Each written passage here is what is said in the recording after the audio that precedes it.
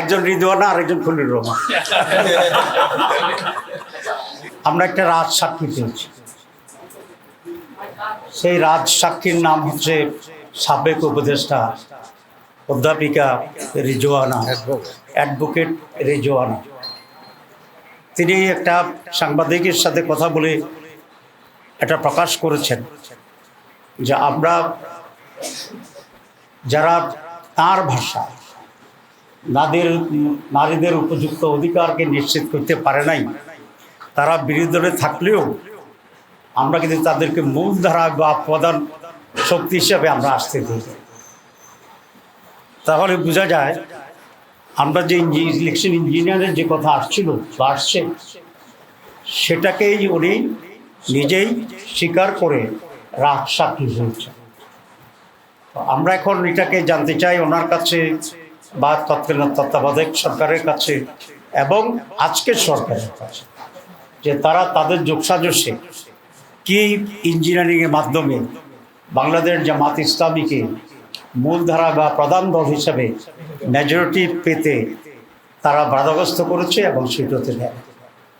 এবং আমরা এটাও জানতে চাই মাননীয় সাবেক উপদেষ্টার কাছে যে ইঞ্জিনিয়ারিংয়ে ওনার সাথে আর কারা কারা জড়িত ছিল, পুরা গভর্নমেন্ট ছিল নাকি গভর্নমেন্টের একটি শক্তিশালী অংশ ছিল যারা নির্বাচনকে প্রভাবিত করেছে, এবং তাদের ডিজাইন অনুসারে সেখানে ডিসি, এসপি, টিওনো, ওসি, প্রিসাইডিং অফিসার ইত্যাদি নিয়োগ করে আইনশৃঙ্খলা পরিস্থিতির লোকদেরকে নিয়ন্ত্রণ করে তারা তাদের এই কাঙ্ক্ষিত যে সংখ্যা, সেই সংখ্যায় একটি দলকে জিতানোর জন্য তারা ব্যবস্থা গ্রহণ করেছিল।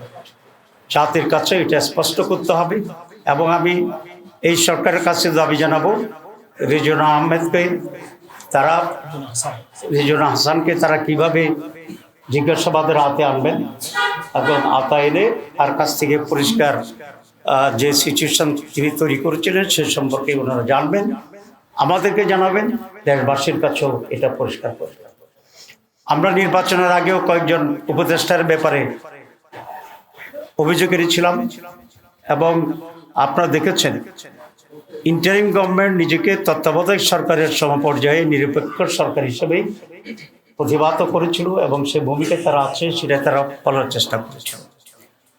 এবং একটি নীতিগত কথা ছিল যে ইন্টারিম গভর্নমেন্টে যারা দায়িত্বে থাকছেন উপদেষ্টা হিসেবে তারা কোনো সরকারে দলীয় সরকারে তারা কোনো ধরনের অংশগ্রহণ করবেন না, কোনো মন্ত্রিত্ব গ্রহণ করবেন না। কিন্তু শুরু থেকেই আমরা একজন ব্যক্তিকে ইন্টারিম গভর্নমেন্টের যিনি আমাদের প্রতিরক্ষা উপদেষ্টা ছিলেন, তিনি প্রথম দিনেই খলিলুর রহমান সাহেব পররাষ্ট্রমন্ত্রী হিসেবে শপথ গ্রহণ করছেন, যেটা তিনি তার আগের শপথের পরিপন্থী কাজ করেছেন।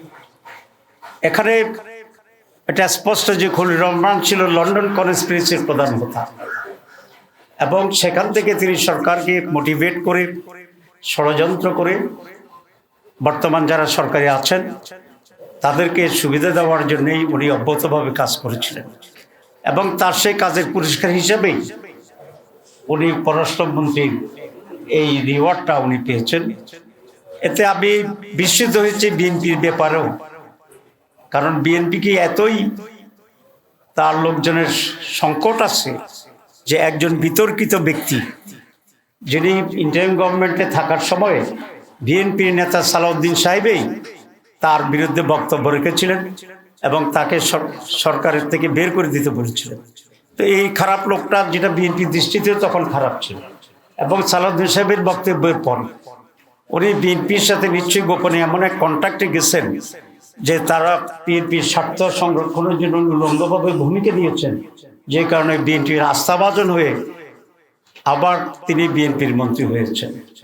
কারণ নিশ্চয়ই বিএনপির সাথে ওনার এমন এক কমিটমেন্ট ছিল, বা ওনার সাথে বিএনপির এমন এক কমিটমেন্ট ছিল যে উনি ইন্টারিম গভর্নমেন্টের থেকে বিএনপিকে হেল্প করবে নির্বাচনে, আর বিএনপির সরকার গঠন করলে ওনাকে মন্ত্রী বানাবে।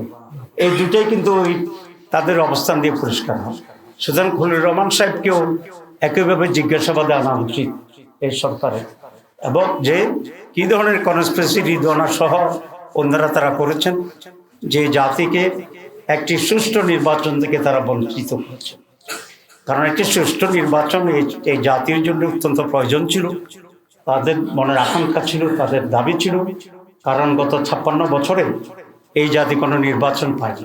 আমরা সকলেই চেষ্টা করেছিলাম যে একটা সুষ্ঠু নির্বাচন হবে এবং এই সুষ্ঠু নির্বাচনের মাধ্যমে যারা নির্বাচিত হয় তারা সরকার গঠন করবে।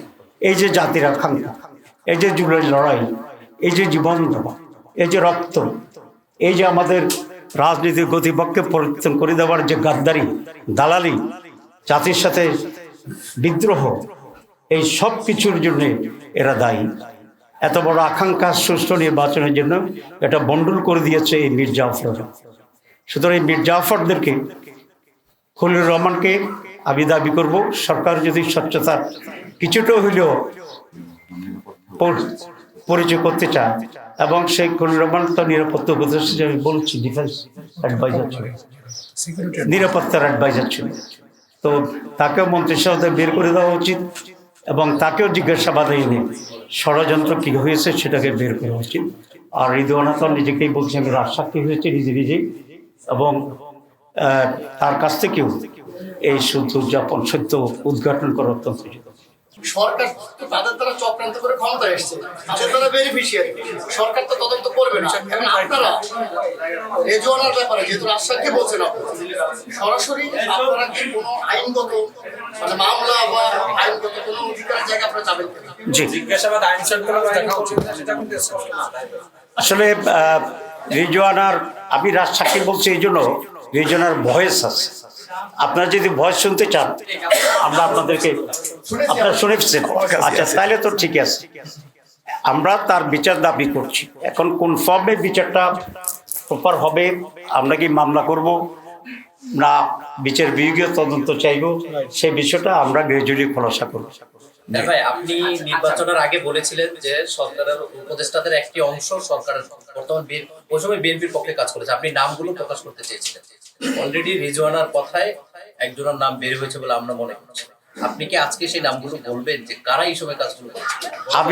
আমি 4 জনের কথা তখন বলছিলাম, নাম বলি নাই। আজকে কমপক্ষে 50% বলি, একজন রিদওয়ানা আর একজন খলিলুর রহমান। 12ই ফেব্রুয়ারি যে নির্বাচন, সেটি বাহ্যিকভাবে মোটামুটি অ্যাকসেপ্টেবল একটা দিন, কিন্তু সময় যেতে যেতেই সেদিন সন্ধ্যা থেকে খবর আসছিল যে নানা জায়গায় কেন্দ্র দখল হয়েছে, জাল ভোট দেওয়া হয়েছে, আমাদের এজেন্টদেরকে জোর করে বের করে দেওয়া হয়েছে, অনেক জায়গায় এজেন্টদেরকে শুরু থেকে ঢুকতে দেওয়া হয়নি, এবং প্রিসাইডিং অফিসার এবং তাদের এজেন্টের যোগসাজশে ব্যালট কাটা হয়েছে। ব্যাপক অনিয়মের খবর আমাদের কাছে আসছিল এবং আমরা সেটি আপনাদেরকে জানিয়েছি। প্রায় 53টি আসনে আমরা অফিসিয়ালি আমাদের অভিযোগ দাখিল করেছি এবং সেই ভিত্তিতে ফার্দার আইনি যে লড়াই, সেই লড়াই অব্যাহত আমরা রাখছি এখন।